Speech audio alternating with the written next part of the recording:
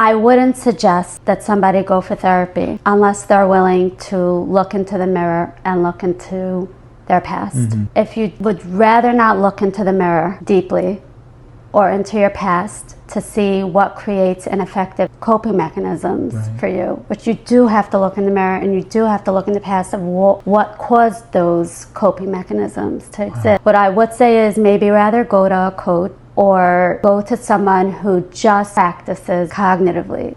You know, again, I don't want to throw any intervention out, I don't want to throw the baby out the bathwater, but if you're not up for deeper work or trauma-focused work, then go for the modalities and there are plenty of really seasoned clinicians that sometimes, I know for OCD, I'm not always an expert in that. I have colleagues that I'll send those clients to because I'm like, they're not ready for trauma work. We have to get the OCD under control, and they're wonderful attuned clinicians. So know what your goal is, I think. Wow. This is The Inner Edge. I'm Ephraim Simchayev, a licensed occupational therapist, a curious mind, and your host. Each week, I sit down with bold thinkers in therapy, health, and business to break down what really moves the needle. No fluff, just real stories, smart insights, and the edge you need. Welcome back to another Inner Edge podcast where we have real conversations and meet real growth. Today we're joined by someone whose empathy is matched by her expertise. Chaya Friedman is a licensed clinical social worker whose passion for emotional wellness and mental health shines through every part of her work. She's known for her warmth, wisdom, and the grounded way she connects with clients, from the adolescents, from adults, and even children. In this episode, we sit down to explore what brought her to the field, how she supports others without burning out, and what she's learned from walking alongside people in their most vulnerable moments. Well, welcome, Chaya. Thank you so much for being here. Thank you, and thank you for your kind words. Yes, absolutely. We'll dive right in by starting with how you got into the field of social work. Perhaps what inspired you. Yeah. So I think coming out of school, I think in my heart I really wanted to go into social work, but my background is more Haimish, Hasidish, Beis Yaakov. So it just wasn't in the game for me now. I think currently other girls from my background are actually going into social work at a younger age, but I think in my days it was a bit unheard of, and it was kind of more appropriate to go into special ed. Everyone was going into special ed in those days. So I started out with that, which was really a wonderful experience, and I'm so glad that I had it, because I worked with children with special needs that had a lot of behavioral issues, a lot of anger management issues, learning disabilities. I got to know the moms. I got to know the impact that it had on the moms. I'm very passionate about moms. We'll have to stick that in somewhere. Absolutely. Yeah. So vital, yeah. Yeah, and I think it was a really wonderful stepping stone to becoming a social worker. So it all feels like it's part of one smooth trajectory.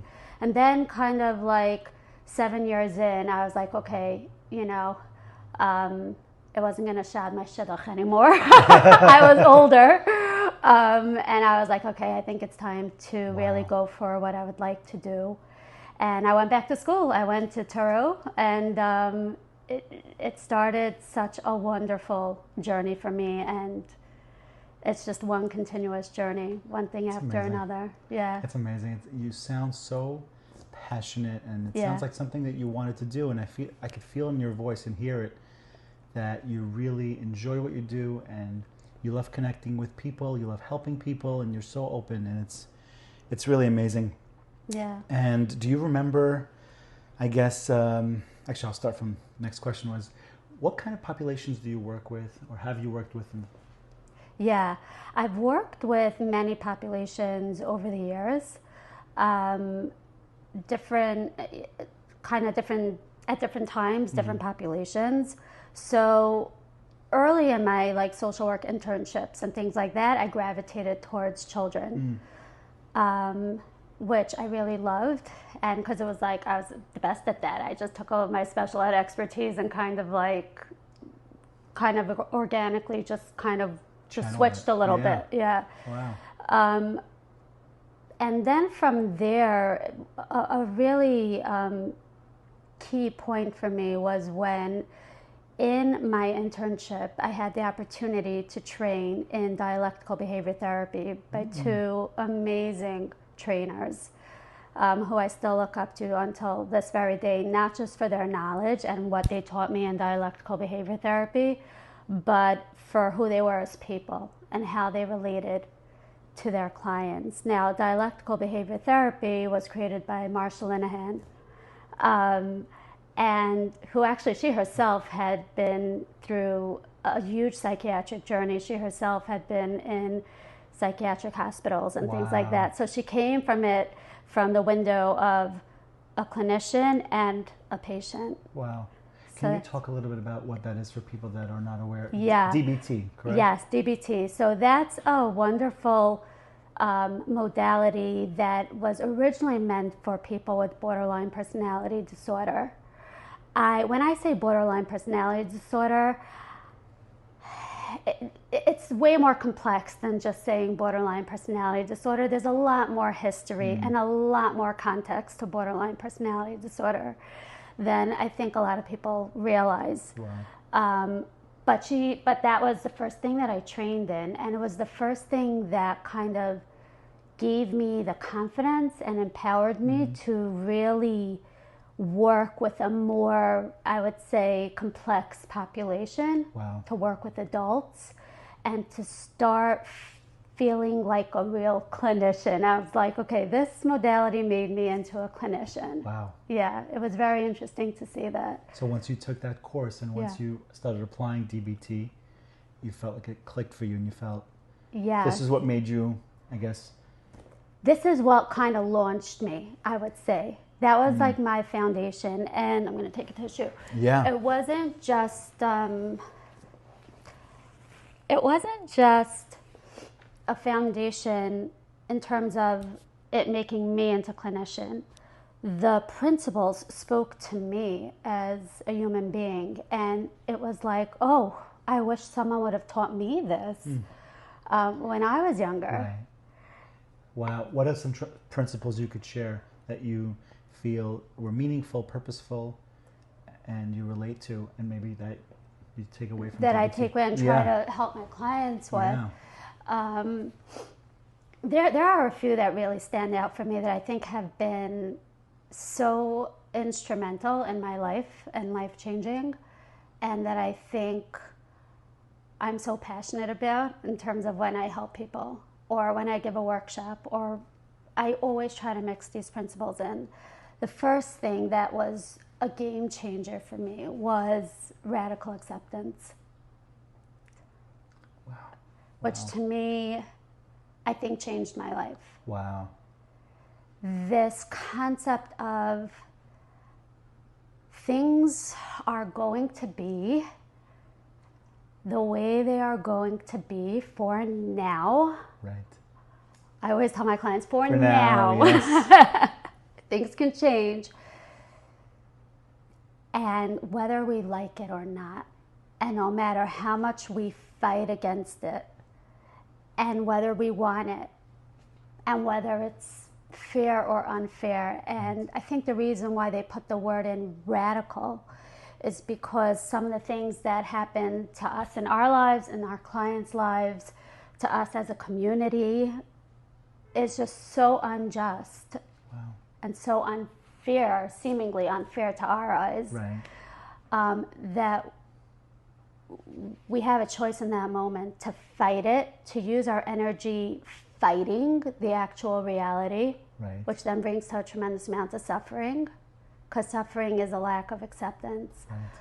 Or we can channel that energy a different way, where we say, I'm going to let go, I will breathe, Wow. Yeah. I will open myself up to this experience, It's here.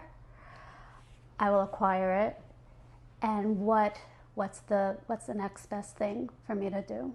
How can I be effective? And this is one of the biggest things that I try to work on within myself, because it's something that we have to work on. It's not just one day where you say, okay, I radically accept something. You really have to many times accept it every day. Right. And sometimes there are different facets of an isayon or a problem that's coming up where it's like, oh, I didn't realize I'd have to accept this part also. And we have to be open to it. So it's a constant work. Yeah. Can you share some stories of clients that you find that you've kind of seen the same pattern and come up time and time again, whether it's with a mother or father or even a child or an adolescent, and you've seen that and you help them break through and accept the current situation as it is now? Yes. I like I said, I'm really passionate about working with moms, interestingly, as a single woman. I'm going to call it out. And I think the reason why, Baruch Hashem, I have been successful in connecting with moms is because I come from that place of knowing how much I don't know. And so I don't assume anything. And they're able to bring me into their experience. And there are no judgments on no end. That's amazing. You know, on my end, I mean.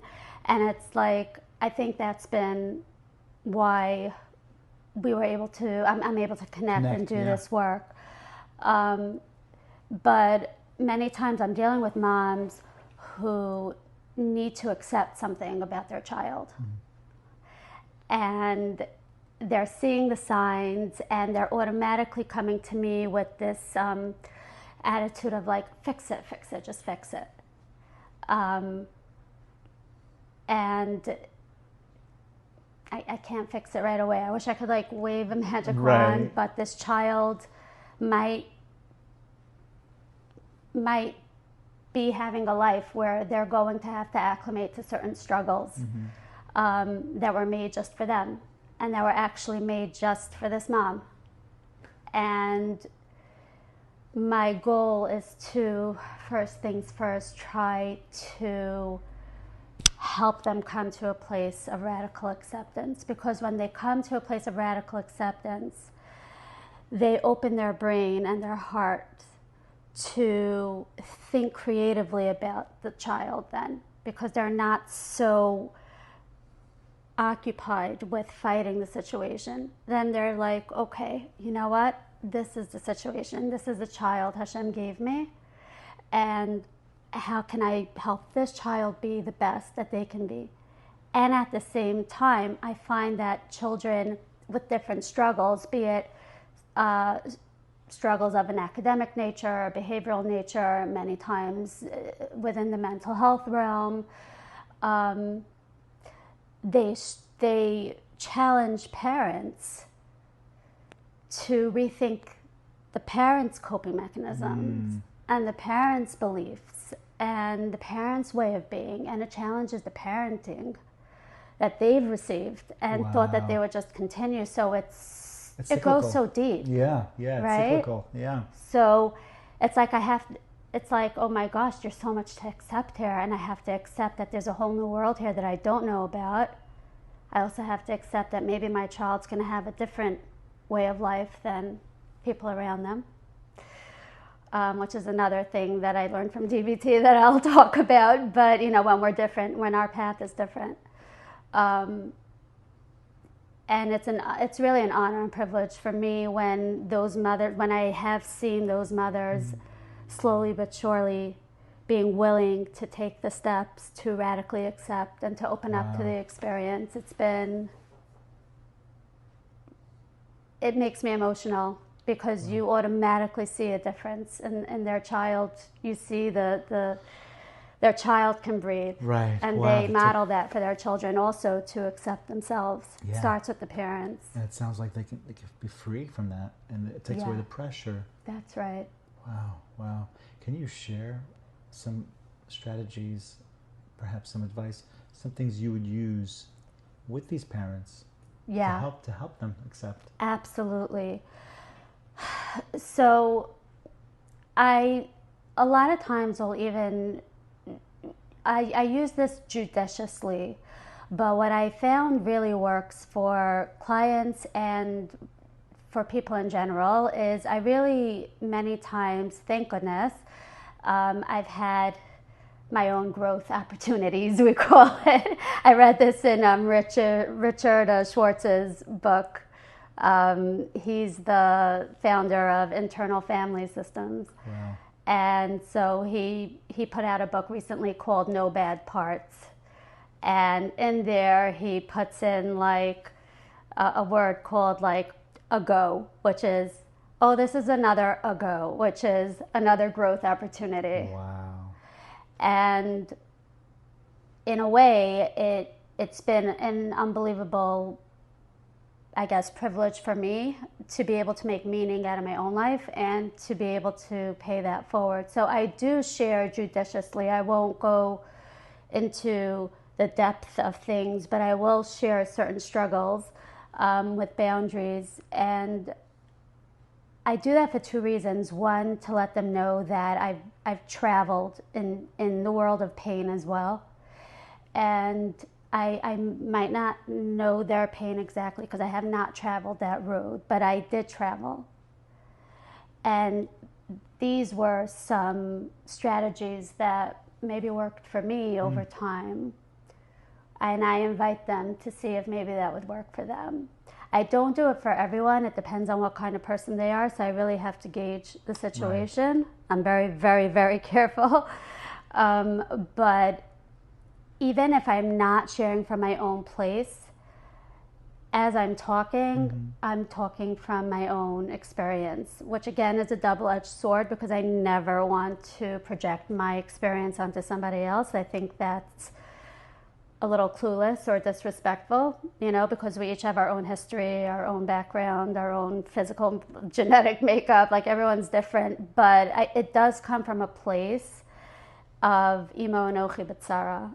And I feel like when people feel that and they're not alone in it, and they feel like they really have a partner working with them, it's just easier to take in whatever it is that you have to offer. Yeah, to relate, to validate, to advocate. The validation is huge, and there are times that I have to sit with parents and clients, and I just validate the living daylights out of them. Just validate, and I have to tell you, sometimes the radical acceptance comes on its own. Wow, that's so powerful. What you're saying is so powerful. A lot of times, you see couples even that have difficulties, and it's because of the lack of the validation. Yes. It's the lack of the validation. And how do you help if one party really needs the validation and the other party does not get it? They just want to fix the problem, or they're just going around. Yeah. What would you recommend for? Yeah, it's so interesting that you're saying that. So in terms of strategies, I think, one is my own experience, but two is the validation. The validation is my go-to. That is something actually that I learned the best at. I'm going to jump around a little bit. Yeah. After I trained in dialectical behavior therapy, and I did start working with clients that have more of a personality disordered kind of profile, which I hate calling it that. I just hate calling it that. Because there's so much judgment and stigma associated, and there's some, I've learned so much from clients and people who have this disorder or this profile that it's just hard for me to... Sounds like a label to... And I recognize some of those traits within myself. I'm like, I'm borderline. I'm having a borderline moment. So, whatever. But I lost my train of thought. What I learned from them in terms of validation, is that we're not, and I learned that from dialectical behavior therapy. They were the ones who taught me how to validate. Wow. They give you 6 levels of validation that you really need to master. So they use validation as an evidence-based intervention. That's amazing. I didn't even know that. Could you imagine? That's unbelievable. 6 levels. Wow. And you can, because I think DBT has such bad rap. I'm not sure why within the trauma world. I'm not sure why. I think I am sure why, but whatever the case is. I'd love to hear your thoughts about that. Right. They look at it as more of a behavioral and cognitive modality, which it is. And it's top down versus bottom up, where people that are highly traumatized, the body does go into fight, flight, freeze, or fawn. Right. And so then it's difficult to access the prefrontal cortex, which is the cognition. So they're like, you're trying to come in and like do these top down therapies, but if the body is in danger, you can't really do that, right? I see. And I hear it to a certain extent. And at the same time, what I found is that the validation and the really joining the clients. Because what's at the core of trauma?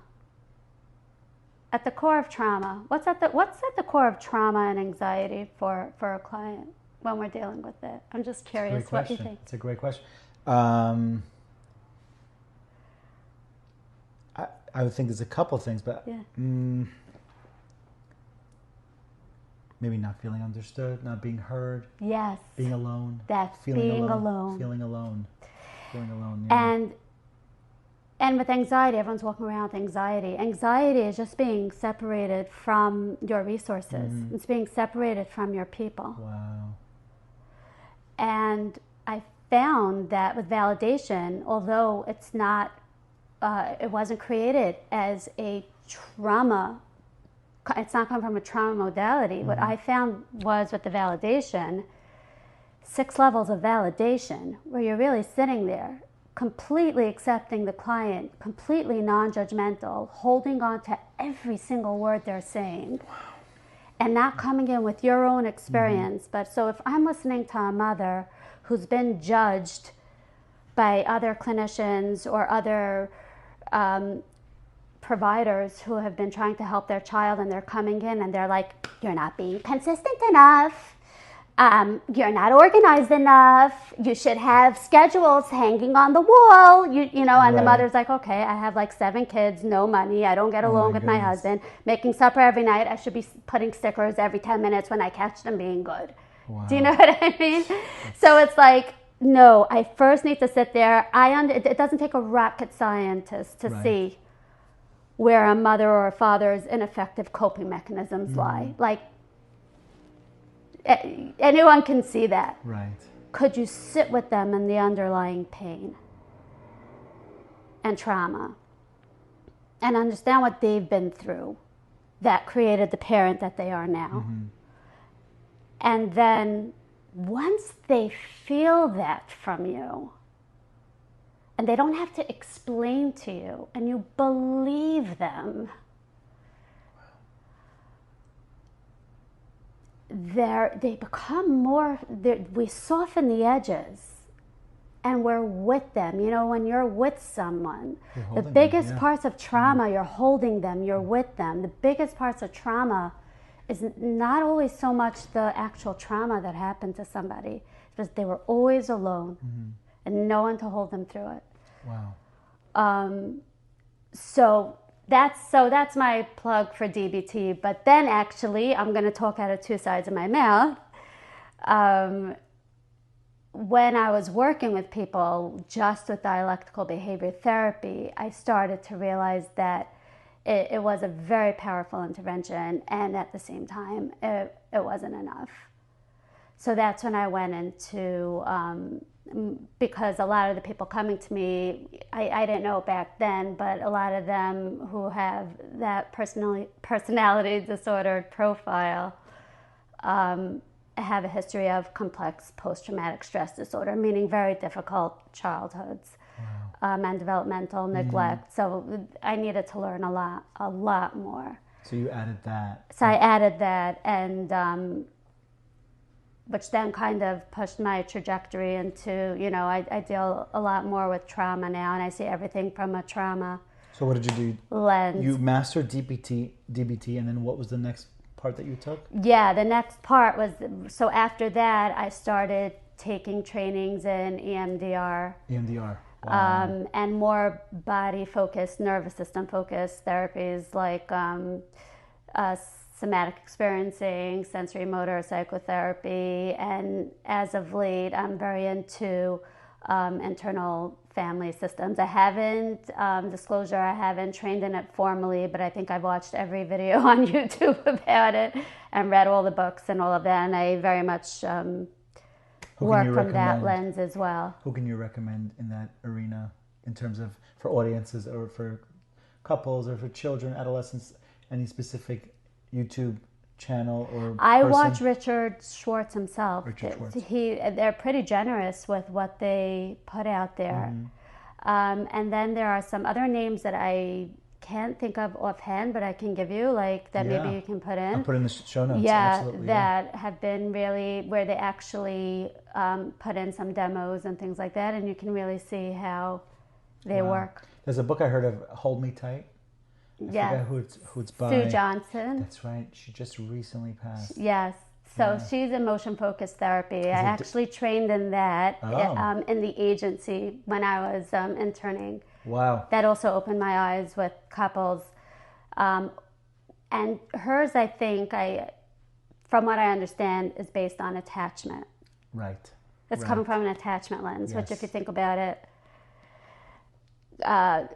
men or women are coming together with their prior attachment blueprint, and then they're trying to connect with each other, and that's where the difficulty comes in. And what she does is take like you don't help me enough, but you always ask for my help, and you don't realize what I do, and then she goes straight underneath that and sees the different attachment patterns that both sides have, and she's able to weave it together.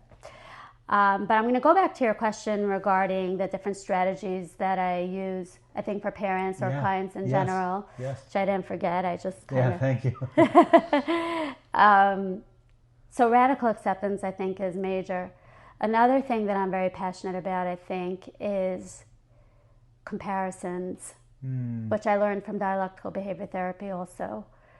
Like comparing your life to somebody else? Comparing your life to somebody else. Oh, with social media, especially today, it's probably so rampant. People are constantly seeing and looking and thinking, and the person it probably creates anxiety also. So much. So much, yeah. The expectations are so high. And I think about my work here, like in Borough Park, because that's mainly, where a lot of my clients are from, and the work that I've done in the community.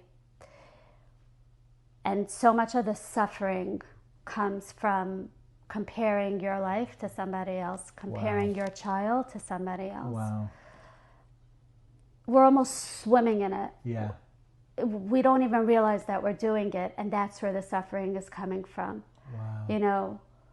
And that was, I think, a learning curve for me when I realized, hey, I'm in my own life path. And I'm going to get in this life what I'm supposed to get, both good and bad, or what I think is seemingly bad, but is still good, to get me to my ultimate destination and purpose and tafkid. And I'm never going to get what I think, what I'm not supposed to get that maybe would derail me from that, And I think underneath that is, we need to stop comparing. And if you're ever going to compare yourself to who you were maybe years before you grew, or compare yourself to others who have less than you. But if you start going down the rabbit hole of comparing your life, your finances, your looks, your place in life, your job, your whatever it is, it causes a tremendous amount of suffering. It's also a lack of acceptance. And I think just derails you from your potential and who you could be.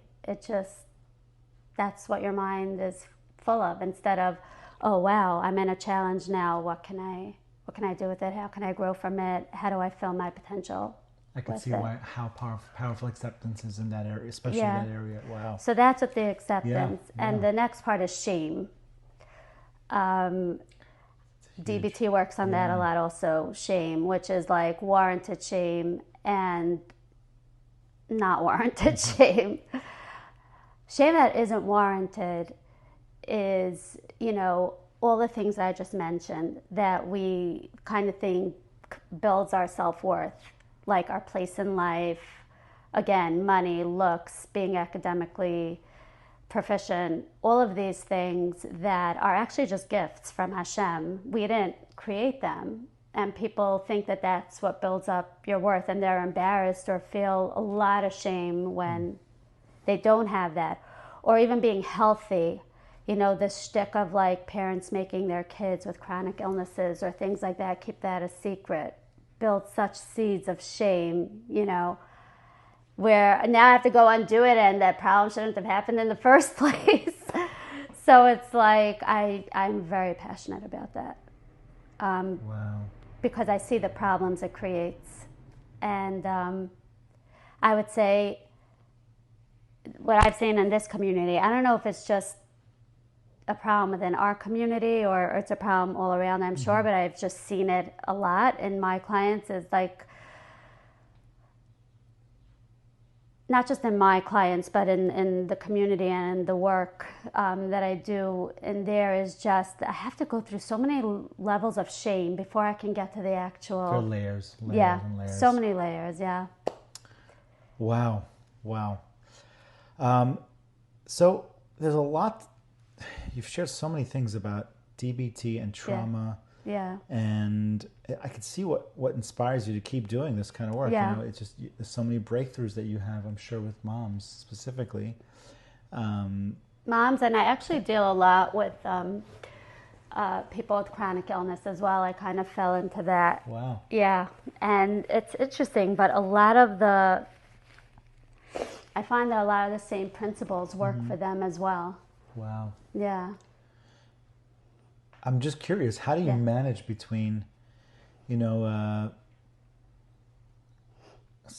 I found was really hard for me when I was working in the mental health facility in Manhattan when I first started out, and I remember it was so difficult. I was so sensitive.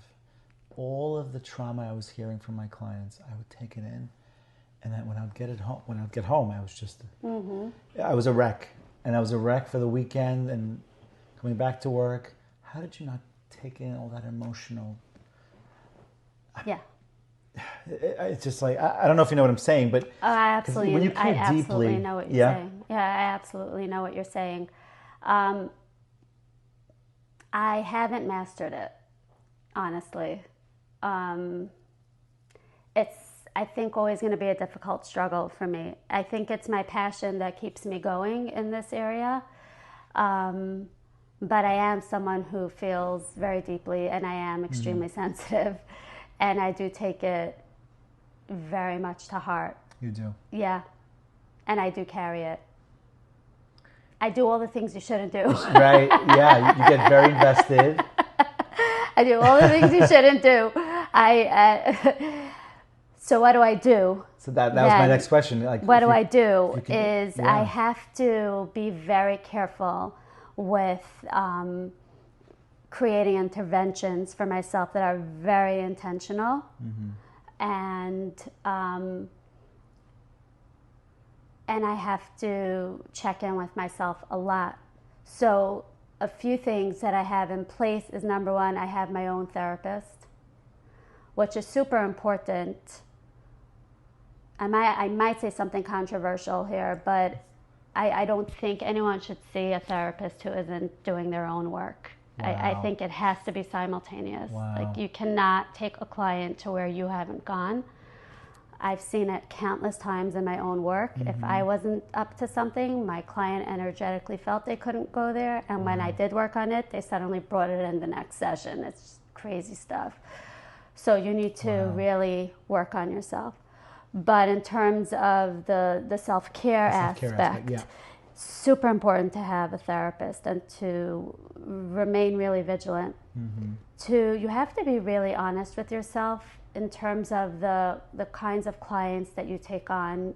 They can't all be of one kind of profile. There has to be a mix. Diverse. Yes. You also have to do different things. Like I know for myself, I don't just do private practice. I do other things that give me a lot of energy. Okay, good. So that's supervising or other things like that. And then the fourth thing is supervision is unbelievably important. Of yourself? Yeah, my own supervision, Wow. weekly supervision where I come in and I bring my worst work. So I have to get a very non-judgmental supervisor, and where she can really help me out at my stuck points, but also really support me and kind of energize me and give me that compassion when I feel like, I'm having a very tough time. Wow. Yeah, so you really need to be intentional. Is it supervision with combination of mentorship, or is that come under To the same me, blanket? it's kind of, I come in and I'll kind of present a case, and I'm not just talking about the client. I'll talk about how, when I'm sitting here with the client, I feel really tired. Right. Or the client left and I just felt so depressed. Right. And it's, she helps me realize like how a lot of that is clinical information, which I can learn from to help the client. But then some of that is, it could be that my boundaries were a bit porous that day, my energetic boundaries, and I did allow it to come in. And I might need to de-stress a little bit more. So I did actually get a lot of help with creating energetic boundaries where the client still feels I'm with you.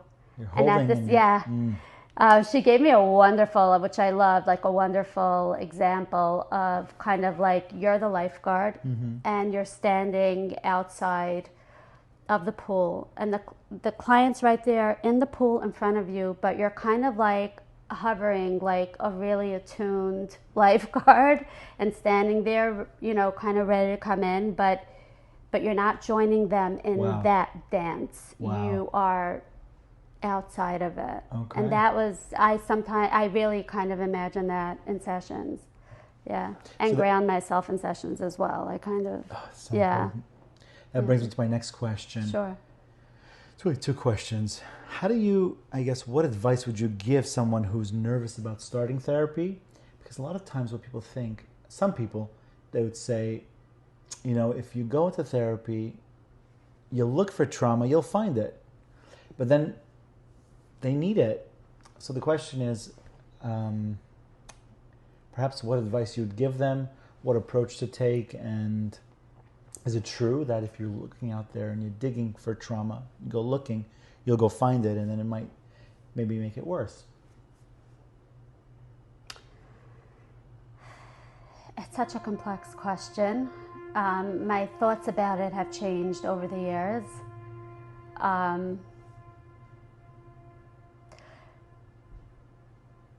I wouldn't suggest that somebody go for therapy unless they're willing to look into the mirror and look into their past. If you would rather not look into the mirror deeply or into your past to see what creates ineffective coping mechanisms for you, but you do have to look in the mirror and you do have to look in the past of what caused those coping mechanisms to exist. What I would say is maybe rather go to a coach or go to someone who just practices cognitively. Again, I don't want to throw any intervention out. I don't want to throw the baby out the bathwater, but if you're not up for deeper work or trauma-focused work, then go for the modalities that and there are plenty of really seasoned clinicians that sometimes, I know for OCD, I'm not always an expert in that. I have colleagues that I'll send those clients to because I'm like, they're not ready for trauma work. We have to get the OCD under control, and they're wonderful attuned clinicians. So know what your goal is, I think. Wow. And I don't know if I asked this, but I'll jump to this first. Yeah. If you could leave our listeners with one message regarding mental health, the social work field, and therapy, what would it be? do your work. Please do your work. I would say that whether you're a social worker or not, to the best of your ability, if you have a child, even if the rest of your family is amazing and you have that one child that you don't understand where they came from, they must have been adopted, do your work around that child. Parents are the key to their children's well-being. I hate to say it. I don't say it in a shaming way. I think it is very difficult to be a parent. Yes. Heal. And if you're a provider, be it special ed, OT, PT, whatever it is, do your work. Heal. And you pay that forward. If you're a social worker or a psychologist, you have no business doing this if you're not healing. It's so true. It's so true because you take you with you. Yeah. So, that's beautiful. Wow. Thank you so much. There's so much more. There's so much more we can go into. We'll have to do a part 2. We'll have to do a part 2. Yeah. Thank you so much for coming onto the podcast. My pleasure. Been really Thank refreshing. you. Yeah. Okay.